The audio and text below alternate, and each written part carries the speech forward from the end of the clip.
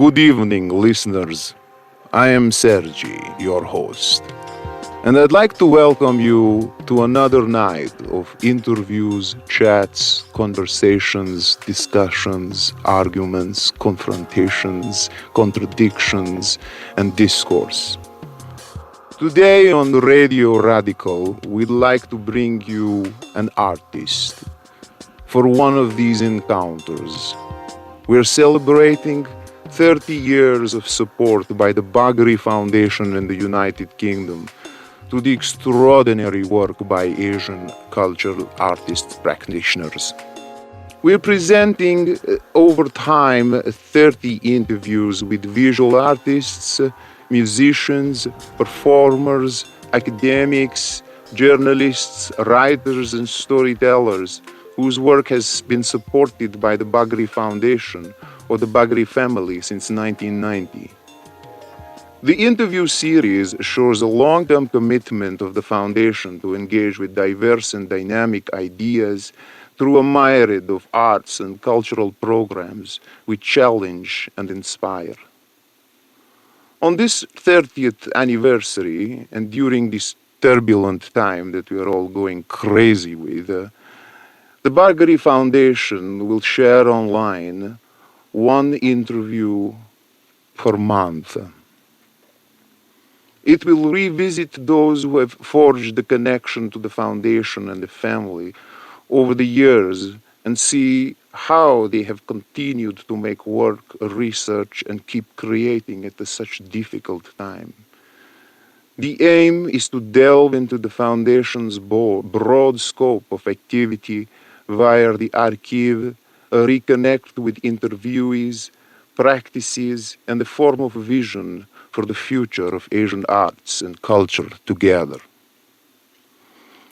With us today is artist Nikhil Chopra. Nikhil lives in Goa in a small village called Moira on the outskirts of a small town called Masta. He has immersed himself in the past 10 years not only in the landscape of Goa, but in the landscape of his imagination through the process of making drawings and long-durational performances in a way in which he weaves together the practice of making drawings and the practice of making live performances. One of the pieces that Nikhil made has been supported by the Bagri Foundation. It is an epic 9-day-long performance made for the Metropolitan Museum of Art in New York City, literally 6 months before the world went to kaboom, went into a COVID lockdown. I'm sure Nikhil right now is probably smiling, and he is smiling when I look at him across the studio at the situation and the circumstances that the world was in a time before this virus. He completed this performance in September of 2019. Through the 9 days, he slept, ate, walked, lived, occupied, and made this enormous landscape drawing from his imagination. In a way, it was an aesthetic act, but it was also a protest, if you like to think about it, as he occupies the museum for 9 days continuously.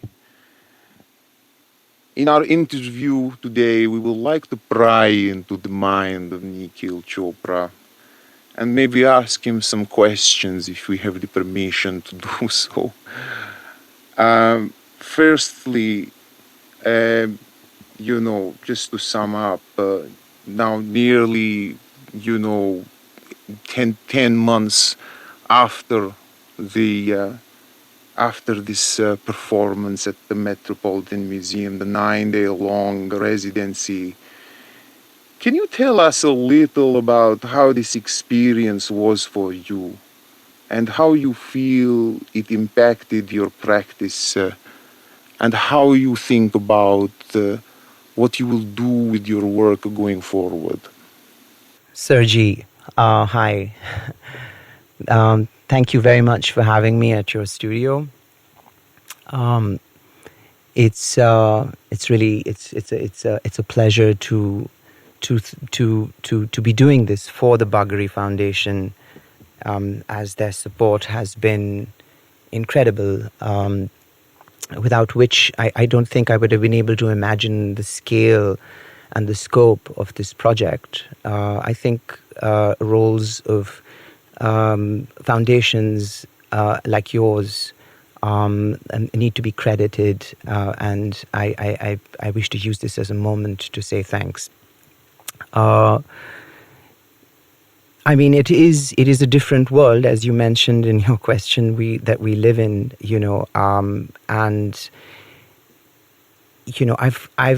I usually find it very difficult to talk about a piece or a performance very soon after coming out from it, and I usually like to take some time to digest the extent of what one goes through when one makes a piece of that scale. And with that kind of immersion of being in the work for 9 days, in a sense, one needs objectivity. And what this pandemic or the crisis that the world has fallen into has given me an immense amount of objectivity. In a sense, it has springboarded me into the future while still being very drowned in the present in a way. And one of the things, I mean, that I am preoccupied with the 9 days that I spent in the Met, going from space to space, pitching my tent, laying out my mat, opening out my colors, and relentlessly making a drawing in the eyes of 29,000 people that visited. But this was the crystallization or the sort of coming together of a series of events that happened that, in a sense, led up to the 9 days. Let me rewind a little bit and go back to when the conversation began.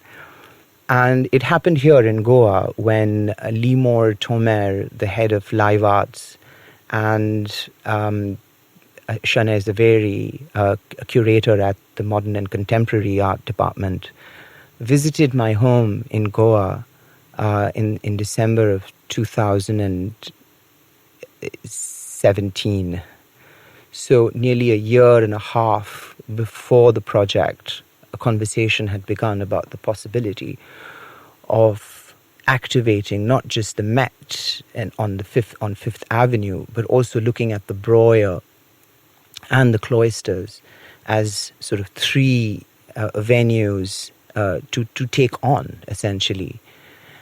Of course, I was not just overwhelmed, but I was extremely excited to take on an institution of that scale and to look at the history of art through the eyes of a contemporary artist, to react to and to reflect within my practice, not just connections that I had to make with things that I experienced in the museum, but things that I had experienced in my life. And in a sense, I was called upon to think about the museum that exists in all of us, and how we are all, in a sense, a collection of thoughts, ideas, experiences that reflect themselves in objects, and the way in which our identities, in a sense, are also shaped, are, in a sense, the facade that houses the museum that exists inside of us. So our body, in a sense, becomes this mobile studio, this place of creation, this house that we unpack as we go. And so the museum was really going to offer me this opportunity to unpack myself in a way that was wanting to be far more complex than what just contemporary art does, but what what art, in a sense, should do. So I took on three. I took on three research trips essentially to New York over the 1.5 year, and each one of those visits were long and sort of very immersed in the museum premises and spending time in the various sections of the museum. And the Egyptian section was really very appealing and very sort of mysterious and extremely attractive for audiences as well. And while I was looking at objects, as I said, I was also looking at audiences and the way in which they navigated and moved through the museum. So it was not just a study of objects and spaces and histories, but it was also a study of how, thousands and thousands of people queued up every day to visit this temple, and what is it that attracted them to this museum, and what objects they were more attracted to, and what art periods they sort of magnetized to. So it all sort of became this very interesting sort of observation and series of observations that sort of manifested into taking on three very distinctly different sections of the museum to occupy, and in that I was able to take the audience with me and extract them actually from the objects that they were looking at and bring their attention to what it is that I was doing. So, in a sense, in the 9 days, I traveled through not just the square footage of the museum, but I also felt like I traversed time, and I would seamlessly walk from one century to another, from one continent to another, from one culture to another. Interesting, Nikhil. Could you tell us a little bit about the three departments or the three sections that you occupied, and what is it that was distinctly different, and how is it that these three departments, in a sense, influenced what the performance looked like or felt like at that moment? So I started the performance at the steps of the museum outside, dressed as a sort of traveler with a turban and suitcases and boxes and bundles. And piece by piece I moved into the museum and begun really the performance in the atrium in front of the great pharaoh that sits in the great hall. And from there, slowly, piece by piece, moved in front of the temple of Dendur, an Egyptian monument that had been transported in the 1960s by the Kennedys. And ironically, was also the Sackler wing. And as you know about how the Sackler family came under fire during my time at the Met. So it sort of became politically very charged to occupy that building and that space and be in front of this relic, this 1,000-year-old relic. Excuse me. And as I installed my tent over there, I, in a sense, disturbed the flow of the space in a way where I would frame the temple, and I would camp under the canopy that I had erected, which eventually became the canvas. So, in a sense, the read very quickly started to become about a nomad, a wanderer, a traveler, and what was being drawn on the canvas was the sky. And so essentially I divided aspects of landscape painting into the three sections of the building that I would occupy, and divided them as land, water, and sky. And I began with sky, and I felt that there was something quite ethereal and almost ghostly about and airy about Egypt and our narration of Egypt, and so drawing puffy clouds on a blue indigo dyed piece of canvas really sort of started to set in, and after spending 3 days there and singing a song uh, you know, ode to Native Americans who had been poisoned by William Trent with blankets infected with smallpox, became a song that I sang at the temple, and that, in a sense, became my critique also of how the Sackler family was being accused and had to take responsibility for poisoning thousands and thousands of Americans and people with opiates. So I kind of used the grounds of the Temple of Dendur as a sort of political site as well for a moment. And I projected images of excavations being done at the turn of the century by Americans in Egypt, extracting, artifacts and from pyramids and graves. As I moved from one section to the other, I packed and moved these objects piece by piece, by hand, one object at a time, kind of cutting through the museum and through the crowds. And as I did that, I was going against the flow often of where the museum audiences moved and how they moved through the space. So I became this very fluid object, and almost a suspicious object sometimes, and I would plant myself in my new location. And the second location that I placed myself in was the spine that exists between the modern and contemporary department and the arts from Asia, Africa, and Oceania. And here I was very attracted to masks and body masks and ritual and votive objects from the Asmat tribes collected by the Rockefeller Foundation in the 1950s, and the mysterious disappearance of Robert Rockefeller during one of these expeditions. So I became sort of interested in that story and wanted to create a very kind of a relationship with land, as a kind of island between these two departments, but also as a place to sort of ground the performance and ground art and aesthetics in a very kind of ancient, to take it to a very ancient sort of tribal place.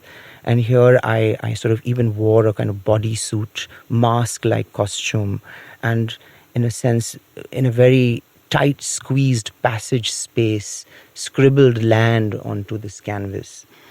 And then packed my wares and went into this very expansive atrium courtyard with an old fountain in a department that was, the layman courtyard or the layman wing. And right beside this courtyard, there was an exhibition of Dutch masters with absolute, exquisite paintings by Rembrandt and a Leonardo exhibition above. So it was sort of very presumptuous to be ending a performance and making a painting and completing a painting and bringing in the aspect of water in this location in the presence of a fountain. It sort of all seemed to fit together in relation to also the history of painting. And at the very end, sort of walked out of the piece, left the painting there, and sort of very slowly, in a costume that sort of resembled a celestial kind of squid-like marine object, with a mask, if you will. And the irony of wearing a mask even before we even knew what COVID was sort of seems quite hilarious, but also stuff of, I often wonder whether performance has the ability to change the weather. And, I'm almost wondering whether I predicted that we would all be wearing masks at some point in our lives. And sort of fell at the feet of the pharaoh where I started the performance at the end, and the audiences sort of walked out at the end of the performance, and the museum closed and the security guards swept everyone out. The collaborations and the connections that I had made with the people at the museum and the people that came together to make the project happen. These bonds and these connections were very, very deep as well, and was probably one of the most potent aspects of the project. As it would have not been possible to pull off the performance without the approval not just of each and every department at a museum that has very, very strict codes and very, very strict ways of functioning, but also all the collaborators, Master Justy, who played in an enormously important sort of sound sets and added this incredibly political and potent layer to the performance. The songs that Gautam Sharma wrote, really resonated and also added another political layer. Loise Braganza's costumes, were created with a lot of care to detail and a real sensitivity to place my persona within the context of a museum. And then Shivani's photography and archiving of the piece and her presence in the space with her camera.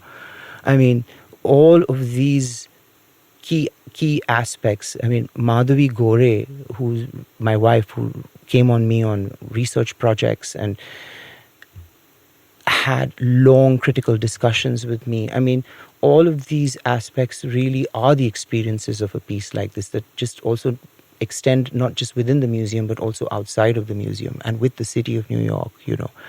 Long conversations with Naheem Mohaimin, who is an incredible artist who's residing in New York City. So it was an experience of also really deeply connecting with a city like New York, and that bond has been something that's been one of the biggest, I feel, successes of this piece. Wow. Okay. Thank you for that quite elaborate description of your experience of this piece. And tell me, how did you connect with audiences? Was there a confrontation with the audiences, and what is it that you were wanting to achieve with audiences? Well, I had not just people who knew me, or people who knew art. I was also connecting with, I mean, the range of people that come to the Metropolitan Museum is enormous. And I would say majority of the people that walked up to the performance were not even aware that perhaps this was an artwork. And it would take them a good few seconds to start to piece the puzzle together. And this is something I enjoyed. And I usually don't make eye contact with audiences as I allow myself to become an object of their gaze.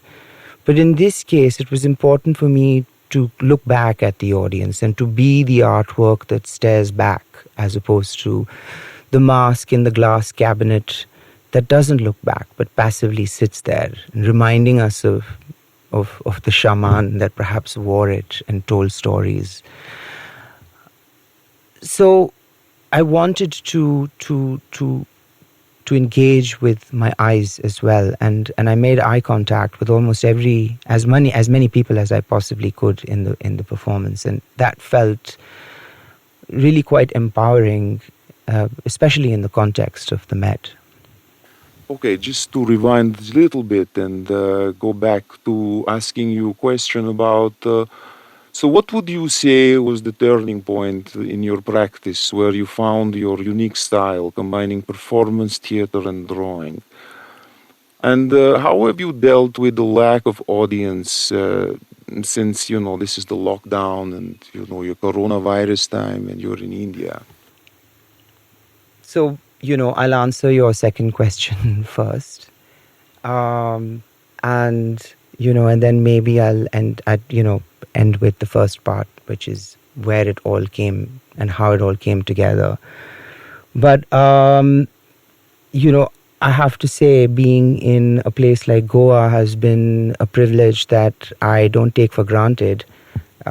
We are in a place that is very sparsely populated, and it is quite easy to distance ourselves from each other. As you can see, we are sitting 6 feet apart from each other, and and so it is the open space that we really enjoy here, and and nature at our doorstep, and the monsoons sort of washing us on a daily basis over the past few months has been really very gentle on us. And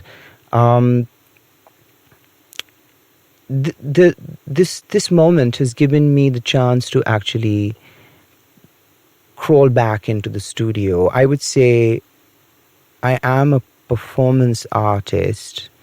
I'm also a live artist. If we take the live away and we just deal with performance, I think that is something that is still unstoppable.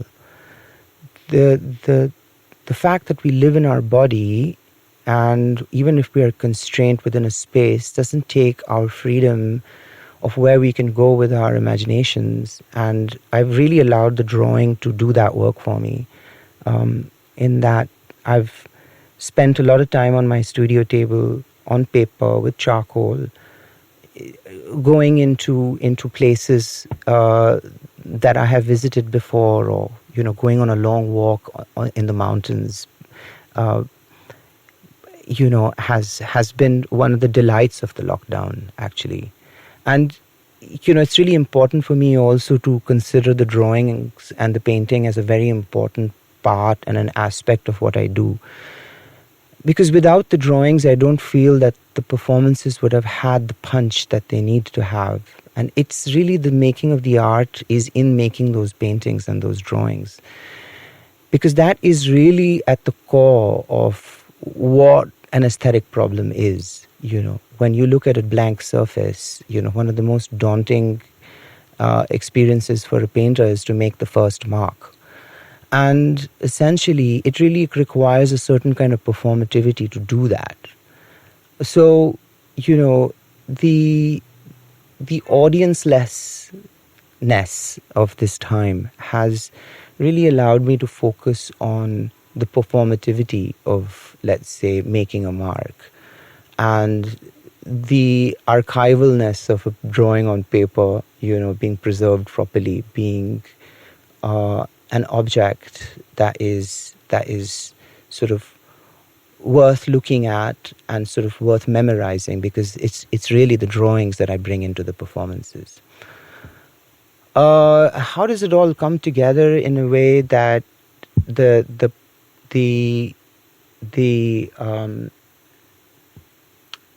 was really at the very end of my education that the pieces of the puzzle sort of fit together in a way that seemed serendipitous, and at the same time felt very natural and almost deliberate to some extent. But and in its clumsiness, it all sort of came together in a way that felt very human, that I was able to piece together the theater and painting.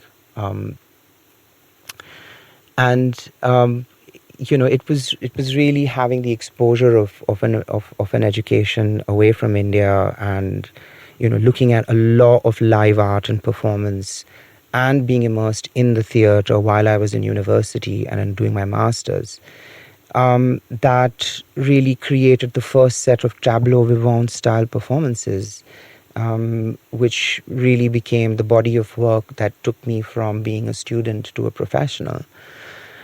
And it wasn't till I returned to India, where I did a residency at Khoj while simultaneously teaching art at Rachna Sansad Academy in Bombay to make a living. I felt the need to bring back drawing into the practice as precisely this idea of drawing being an extension of a performing body, it being of a trace of a movement in space. So the drawings sort of entered in this moment when I was able to use the studio time to actually practice making a large-scale drawing, and then bringing it into a performance for Open Studio Day. I mean, I was able to sustain a 6-hour-long performance because I had a laborious, very real, very visceral task to complete. And whilst doing that, unaware actually of what I was doing for the audience, was taking them with me on a journey as the space transformed, and I gave myself a costume transformation as well. And that experiment, in a sense, really became the body of work that has since traveled the world and has been an ever expansive,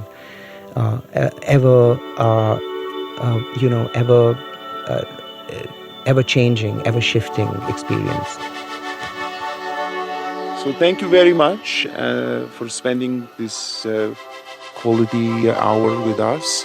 And I leave you with this fantastic track by DJ Dash, coming to you all the way from Goa.